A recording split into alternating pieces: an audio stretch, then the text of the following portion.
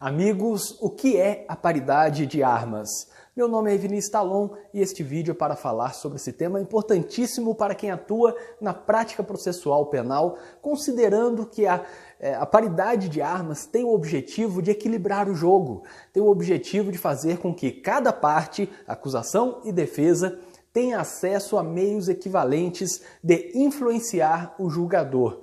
Portanto, a paridade de armas tem o objetivo de evitar benefícios legislativos, isto é, evitar que a legislação tenha instrumentos que sejam previstos unicamente para uma das partes, apenas para a acusação ou apenas para a defesa, inviabilizando que a outra parte tenha acesso a um meio equivalente de manifestação.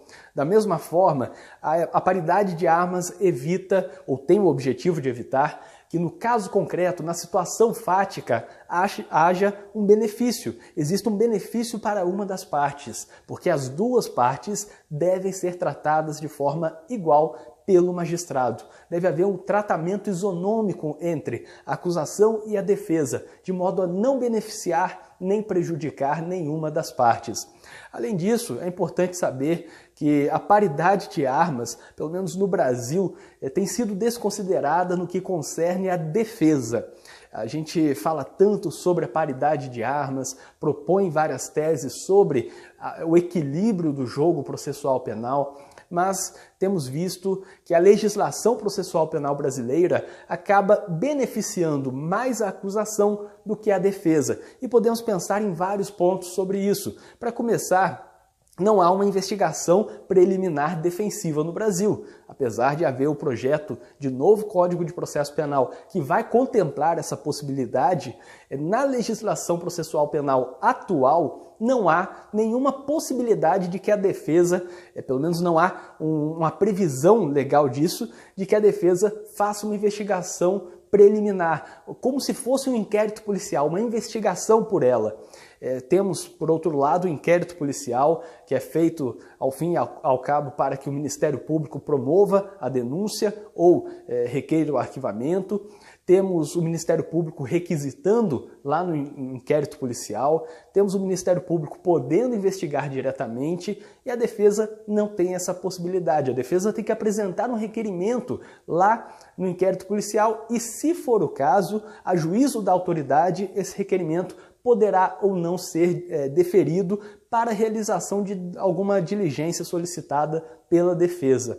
Da mesma forma, além dessa falta, dessa ausência de uma investigação preliminar defensiva na legislação atual, temos ainda uma quantidade absurda de órgãos voltados para a acusação, ou quando não são voltados para a acusação, acabam assumindo também esse papel. Podemos pensar que para a acusação, para formar os elementos de autoria e de materialidade, temos a Polícia Militar, a Polícia Civil, temos o Ministério Público, eventualmente temos o assistente da acusação, que aí é um exercício privado, de alguém que está atuando de forma privada, um advogado, ou também um defensor público. Temos juízes produzindo prova de ofício, juízes fazendo muitas coisas de ofício, inclusive decretando a prisão preventiva, juízes que entendem que podem condenar quando o Ministério Público requer a absolvição. Então são juízes que já violam a imparcialidade no seu atuar.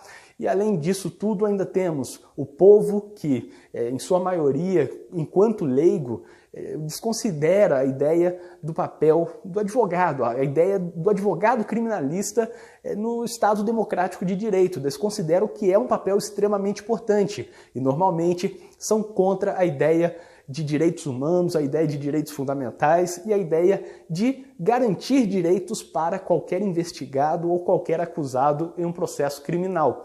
E, além disso tudo, além de todos esses órgãos, além do povo, temos também a mídia, cada vez mais criando um sensacionalismo em relação ao processo penal como um espetáculo, em relação à execução penal, como se uma pessoa não pudesse se ressocializar, como se não pudesse ter direito à saída temporária, à progressão de regime, apenas porque praticou lá no passado um crime grave, segundo a ótica da mídia, e isso acaba prejudicando bastante o papel defensivo, sobretudo para júri, onde os jurados são influenciados por aquilo que a mídia transmite a eles diuturnamente. Então temos, de um lado, Polícia Militar, Polícia Civil, assistente à acusação, Ministério Público, juízes produzindo prova de ofício, o povo e também a mídia. Do outro lado, temos o investigado ou o réu e seu advogado ou seu defensor público. Onde há paridade de armas nesse jogo? Difícil, difícil. Eu acredito que não há uma paridade de armas quando há tantas pessoas no polo punitivo e tão poucas pessoas no polo defensivo. E além disso tudo, temos também como exemplo de violação da paridade de armas a própria separação entre as partes no plenário do júri. O promotor de justiça fica do lado do juiz, como se fosse imparcial, e perto dos jurados.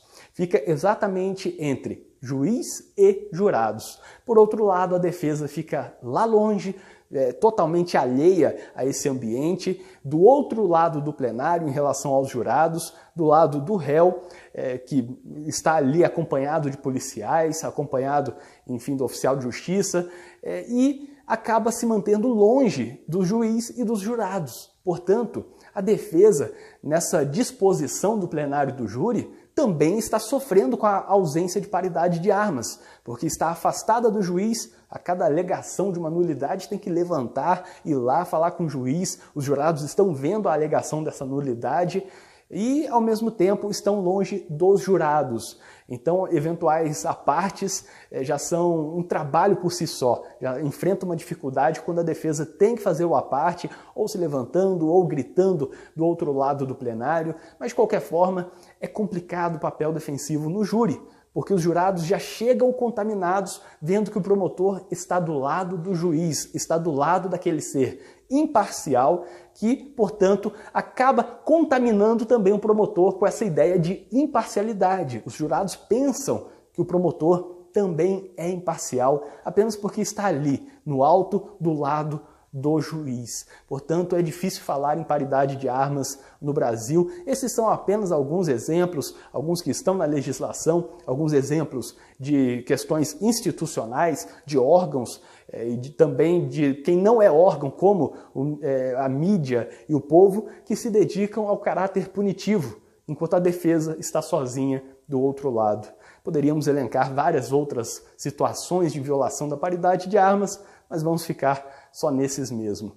Eu espero que vocês tenham gostado do vídeo, inscrevam-se aqui no canal e ativem as notificações, porque assim vocês saberão sempre que for lançado um vídeo novo aqui no canal. Eu tenho lançado vários vídeos de direito penal, processo penal, execução penal, advocacia, estudos, indicações de livros. Então, se você se inscrever e ativar as notificações, vai saber sempre que for lançado um vídeo novo aqui no canal. Até o próximo vídeo.